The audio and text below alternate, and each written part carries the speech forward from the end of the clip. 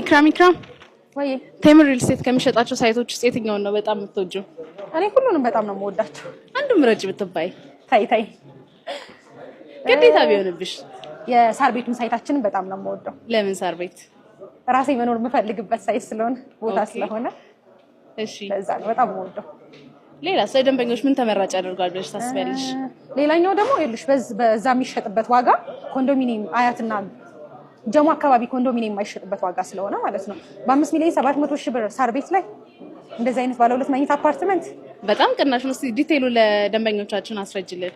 እሺ ቴምር ፕሮፐርቲስ ሳር ቤት ቫቲካን ኤምባሲ ዝቅ ብላችሁ ወይም ደግሞ ከአምሮኝ ቺክን ዝቅ ብላችሁ ሲልክ ሮድ ሆስፒታል ፊት ለፊት ላይ በ5 ሚሊዮን 700 ሺህ ብር ሙሉ ክፍያ ባለ 2 መኝታ አፓርትመንት እየሸጥን ነው። ባለ 3 መኝታውን በ9 ሚሊዮን 900 ሺህ ብር ሙሉ ክፍያ እየሸጥን ነው።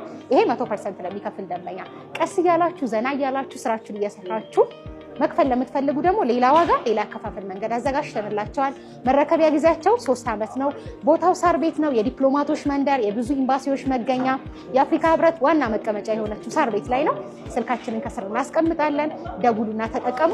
ቴምር ፕሮፐርቲ የህልሞ ማረፊያ